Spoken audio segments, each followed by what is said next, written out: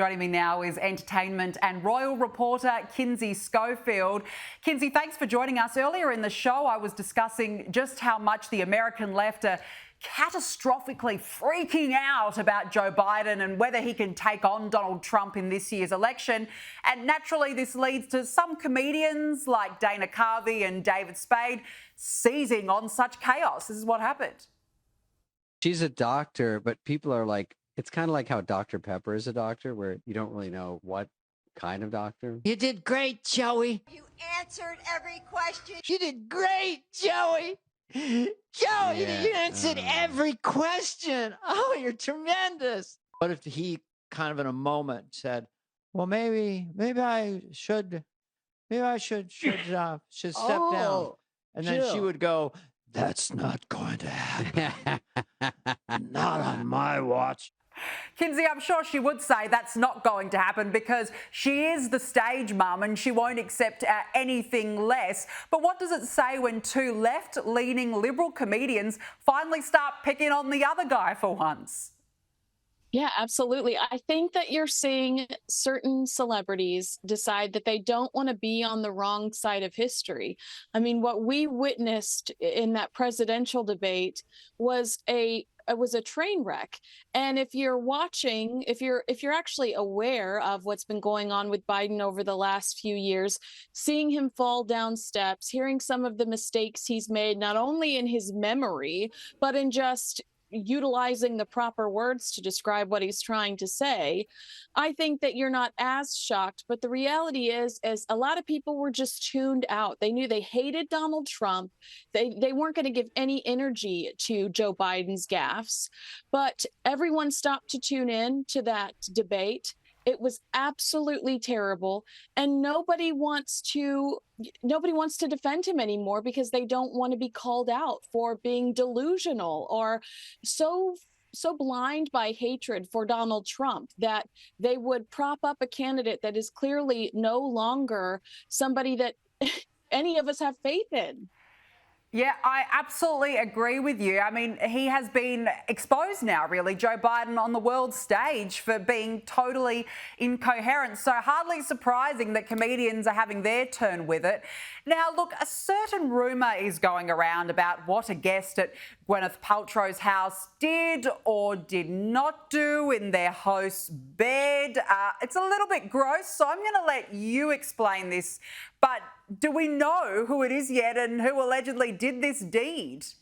I have to tell you, at every hair salon, at every nail salon, this is the conversation that's going on. It was a British newsletter that ran a blind item, and I'll paraphrase, saying something along the lines of, a recent house guest of Gwyneth Paltrow catastrophically lost control of their bowels in bed while then fled before they could face the music. Then, doing the Lord's work, the Daily Mail actually revealed the mystery gooper to be a well-known socialite. I won't say it here because I don't want us to get in trouble, but word got out after Gwyneth Paltrow allegedly told Oprah Winfrey, Larry David, and Jerry Seinfeld nothing is sacred.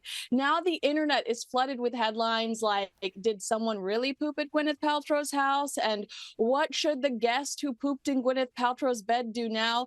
And I think and this is the conversation we're having at the salon.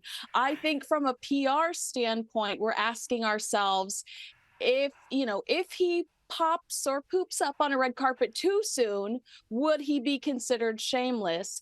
But if he disappears for too long, would that make him look guilty or be all anyone ever associates him with? So good luck to that PR firm. Talk about crisis management. Yeah, crisis management of very different proportions, Kinsey.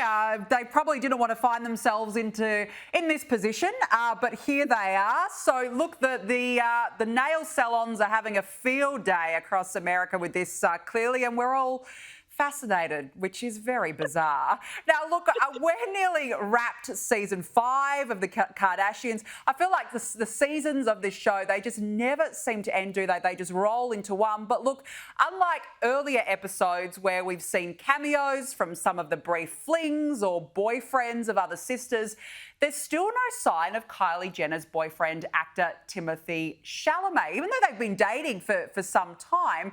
But apparently this is going against momager Kris Jenner's wishes. What more can you tell us? And can you blame him? Everybody talks about the Kardashian curse, how anytime a man is seen with the Kardashians, their entire career goes into decline. But momager of the century, really, Kris Jenner, who turned Kim Kardashian from Vivid Entertainment to Vogue, is apparently clashing with her youngest daughter, Kylie, over her relationship with Timothy. According to the Daily Mail, Kris would love for Timothy to flaunt Kylie everywhere, but Kylie considers their relationship off limits to the media and paparazzi. In fact, sources say that Kylie's relationship with Timothy has survived because she is refusing to play the publicity game and won't succumb to her mom's desires for the actor to proudly parade her. So this is one of those rare moments where Kris Jenner is actually hearing the word no. Thoughts and prayers. Good luck, Kylie. All the very best to you in your career when you say no to the momager of the century. But look, they seem like a happy couple. You can understand why she probably wants to keep it private, because it's not like her sisters have really ever had that much luck in the romance department, that's for sure. Now, Prince William is going viral for his hilariously animated reaction to the England team's success at the Euro Football Championship at the weekend. This was him. We've got royal approval as well, I think. There we go. Yes. Yeah. Oh. Yes. Love that. A bit of anger there, wouldn't there? I think. Isn't he just fantastic? And we know this comes just a few weeks after he was caught dancing at Taylor Swift's London concert. Kinsey, he really is just like everybody else. Oh my goodness. And then did you see that cute video of him on the scooter around Windsor Castle? I think that there was a dignified silence at the beginning of the year after we heard about the King's cancer. Shortly, months after that, we heard about Princess Kate and Catherine, the Princess of Wales, her cancer issues. And then the hellish rumor mills started. It felt very icy and unsettling to be a royal watcher, but seeing Prince William in good spirits has completely changed everyone's attitude. There is hope, there is joy, and I think it's really uplifted the royal watching community. That's so good to hear. And I think you're right. If you are a royal fan, you'd be looking at this vision going, wow, it's good to see him out again. He's out with his kids. And, I just think it shows a little bit of personality. What do you think, Kinsey? Because the Queen was always very stoic, but it's nice to see this next generation showing that emotion.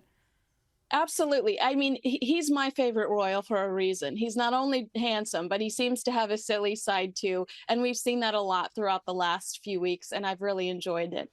Yeah, I completely agree.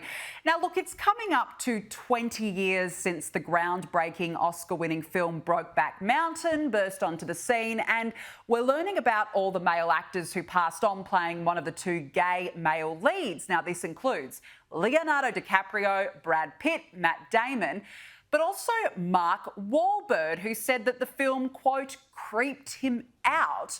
And as we know, the final two roles went to Jake Gyllenhaal and our very own Aussie Heath Ledger. But all these big names turned down what went on to be such an iconic role for both of those actors. Does this surprise you that they've said it creeped me out? I think that everything happens for a reason. And it's like you said, would Heath Ledger have become what he did without that role? Jake Gyllenhaal, too. I mean, Jake Gyllenhaal was a name, but I don't know if people gave him the respect as an actor as they did after that role. Mark Wahlberg, he's evolved over the years and he's become increasingly more religious. He is the spokesperson for a prayer app. Every Sunday, he pops on social media to remind you to pray. So I don't know. I mean, maybe he regrets the verbiage there. Maybe he wishes he would have said that a little bit more delicately. But he's got his own production company, his own clothing line. He's one of the hardest working individuals in the industry who constantly stays busy and creates opportunities for himself. F45, whatever that is, So I think that he probably doesn't regret that decision. But I do think everything worked out the way it was supposed to, because we were exposed to Jake and Heath, and that they were beautiful in that performance. Yeah, they certainly were. You're right. I think everything happens for a reason, and the right two actors in the end were chosen for what was such a significant role in a major movie. Kinsey Schofield, thank you very much for joining us.